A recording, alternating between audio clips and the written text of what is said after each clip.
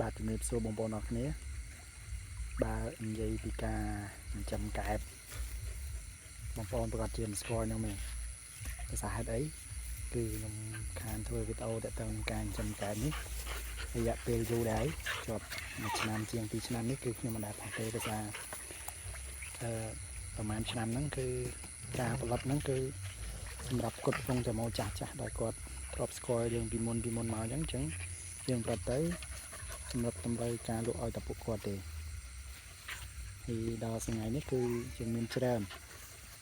អញ្ចឹងបងប្អូនត្រូវការកូនកែបវាទៅចិញ្ចឹមឯងបងប្អូនអាចតំណែងមកបាន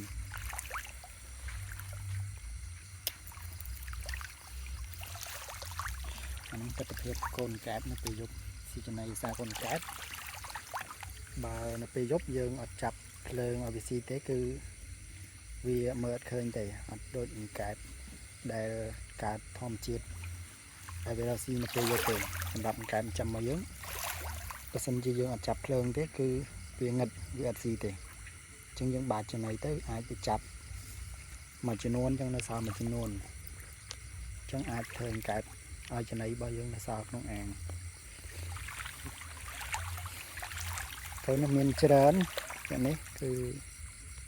នៅពេញលំមចាប់នេះចូល30000កូន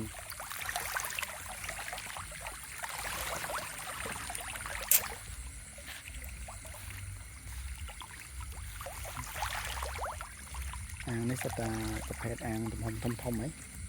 5x7 5x8ពីអាងនេះ5x7 ហើយនៅអាងទៀតហើយមានវគ្គក្រោយទៅឡើងគោកនោះគឺសម្រាប់សុខភាពកូនកែបធានាសុខភាពកូនកែបល្អបងប្អូនយកទៅចិញ្ចឹមកំប្រត់ខ្លួនហើយសម្រាប់កូនកែបខាងខ្ញុំនេះប្រភេទពូជនេះបើបងប្អូនយកទៅចិញ្ចឹមខ្ញុំគិតទៅលើចំនួនប្រភេទចំណីដែលមានគុណភាពខ្ពស់ទេដោយសារខាងខ្ញុំឲ្យស៊ីប្រភេទចំណីដែលមានគុណភាពខ្ពស់ចំណីដែលប្រូតេអ៊ីនរបស់វាហ្នឹងគឺ 32% ហើយ32នេះគឺមិនមែន32តែសបកបាយទេគឺ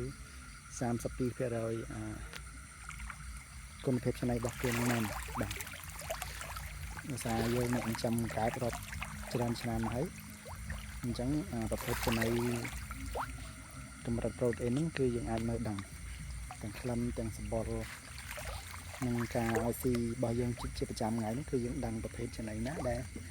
គុណភាពល្អអញ្ចឹងចំណីគុណភាពល្អនេះគឺកែបទៅស៊ីទៅវាឆ្អែតបានយូរហើយសម្រាប់កែបសាច់គឺវាមានទំហំសាច់ខ្លីវាអត់ធំទៅពោះទេវាមានសាច់ខ្លីវាសម្រាប់ធំតាមកែបដែរ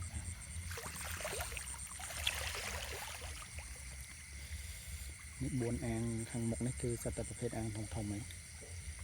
តែខ្ញុំធ្វើតែប្រភេទអាងធំទេឥឡូវបើ5-6ឆ្នាំមុនហ្នឹងខ្ញុំធ្វើប្រភេទអាង 5x3 តែថ្ងៃនេះខ្ញុំប្រើប្រភេទអាង5x7 5x8 អញ្ចឹងទៅតាមប្រភេទសាច់តង់មានច្រើនបងប្អូនត្រូវការអាចទំនាក់ទំនងមកបានពីកែបចិញ្ចឹមនេះបើនិយាយពីការចិញ្ចឹមវាមានច្រើនប្រភេទសម្រាប់ខ្ញុំនេះខ្ញុំចិញ្ចឹមដោយផ្ដែតនៅលើទឹកអញ្ចេះយើងប្រើកង់មែនតែយើងផ្ដែតនៅលើទឹកយើងប្រើស្បៃឲ្យវាទុំនេះឧបករណ៍វាទុំនេះយើងមានស្បៃក៏ដាក់ស្បៃទៅយើងមានស្នោក៏ដាក់ស្នោទៅ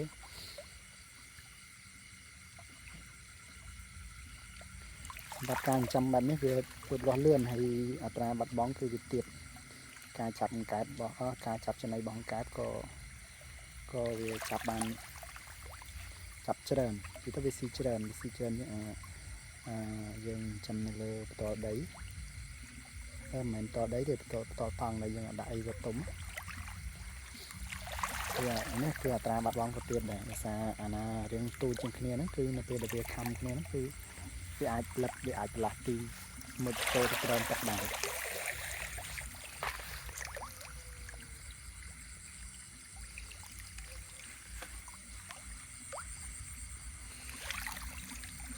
អានេះចាប់ឲ្យគេអស់3000ហើយថ្ងៃមិញ มันเติมลาดโปรไป